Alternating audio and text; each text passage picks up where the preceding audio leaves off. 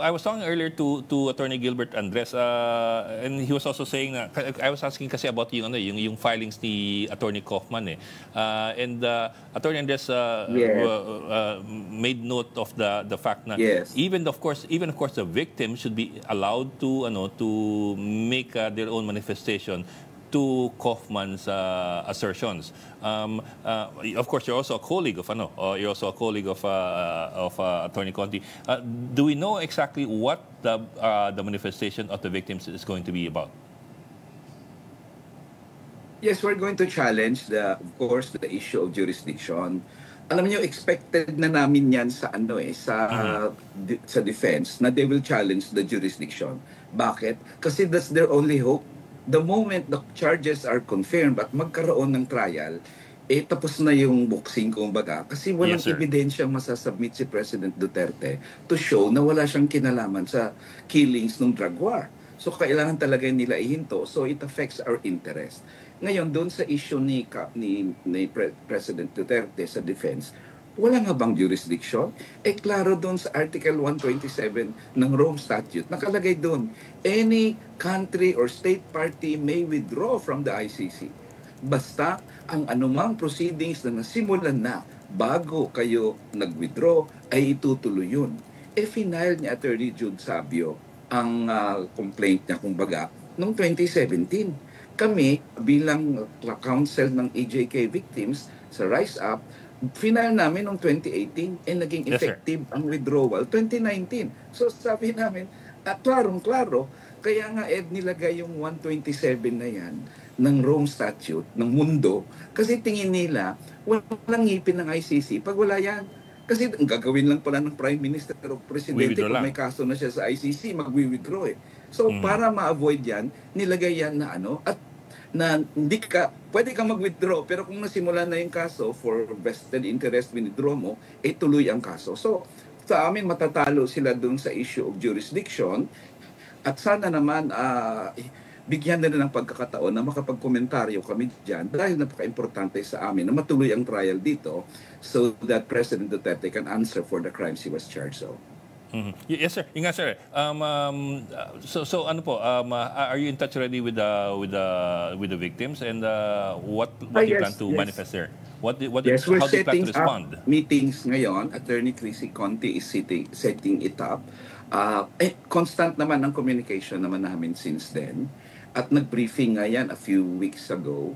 And we will brief them again about the new developments, itong issue ng jurisdiction. So basically, I guess kasi they will challenge jurisdiction even now until the confirmation of hearing. They will challenge it. Sa tingin ko, there's no other way. Kasi pag natuloy yung trial, dalawa lang naman ang elemento ng crime against humanity. Kung i-summarize natin, widespread or systematic attacks against civilians. Anong ebidensyang ipipresent ni President Duterte to prove na hindi widespread or systematic yung attacks? O di, 6 years yun, pari hanggang hulo yung batayan. So wala siyang present na ebidensya doon. Yung second major element ng crime against humanity, if you summarize it, is yung knowledge of the attack. How can what evidence will he present to show na wala siyang knowledge? He ordered the attack publicly. He encouraged the attack publicly by saying sa mga pulis, amnesty ko kayo, pardon ko kayo.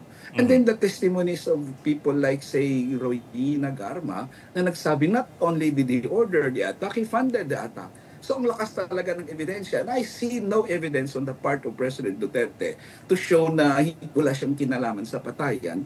So pag matuloy ang trial, I'm very sure, very confident talaga kami bilang counsel ng mga biktima that President Duterte will be the first Asian to be convicted in the ICC.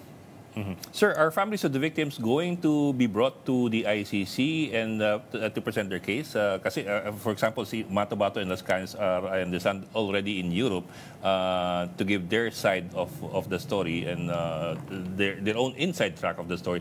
What about the families of the victims? Are they also going there?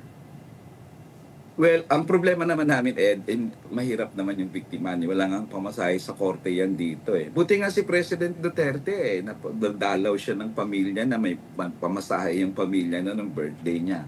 So we'll try to of course, the first step is hingiin sa prosecutor at sa ICC to allow the victims to also participate in the proceedings. So, nakalagay naman yan sa Article 59 at sa iba pang mga rules ng ICC. Pag pumayag sila, ano ba ang pwedeng, kasi sa fund ng ICC, may tulong ba kayo? Pero otherwise, talagang mag-try kaming maghanap ng paraan, kahit isa man lang na biktima, ang magkaroon ng oportunidad doon sa ICC. Alam mo, Ed, they don't know if ma-acquit si President Duterte in the end or ma-guilty siya. Hindi nila alam yan. Pero ang gusto lang nila, merong isang forum na kung saan may masabi nila ang kanilang ebidensya, masabi nila ang kanilang kwento kung paanong pinatay na parang hayop yung kaanak nila. So yun lang naman ang hinihingi nila at sana naman hindi maipagkait pa yun sa kanila dito sa trial. Ako, tingin ko may trial na talagang mangyayari dito against President Duterte. Sir, kasi I understand yung defense or the accused, they have they can tap into some sort of a general fund for their expenses, for their defense expenses. And wala ko may ganun din for victims or families of the victims. Wala ho ba ganun sa ICC?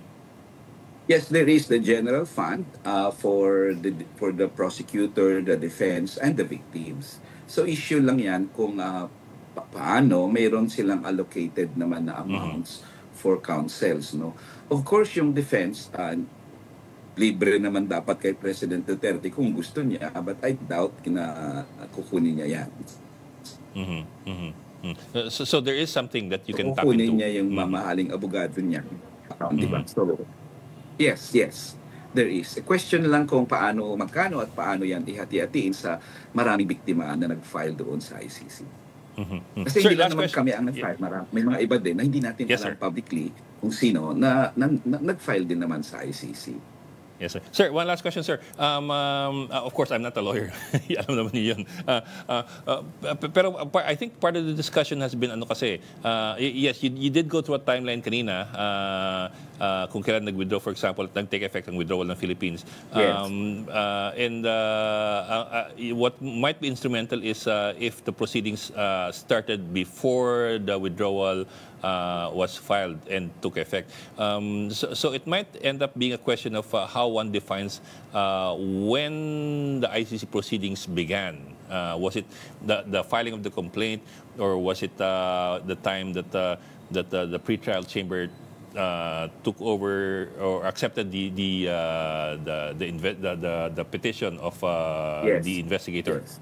Yes, well, para sa amin bilang counsel ng victims, we assert na kasi any issue matter under consideration, so it does, kasama na kami dyan when we filed, of course, the complaint. At second, nag-issue ng preliminary examination ang prosecutor noong 2018 bago pa man nag-effective yung withdrawal.